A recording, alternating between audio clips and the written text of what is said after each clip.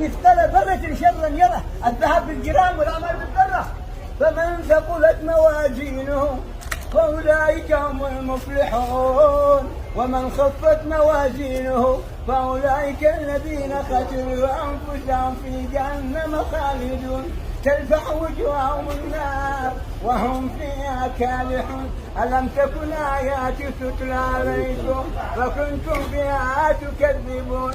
قالوا ربنا غلبت علينا شقوتنا، أهلنا أموالنا مزارعنا متاجرنا، غلبت علينا شقوتنا وكنا قوما ضالين، ربنا أخرجنا منها فإن عدنا فإنا ظالمون. قال اخشوا أن يمكثوا يا أهل الجنة خلود بلا موت ويا أهل النار خلود بلا موت.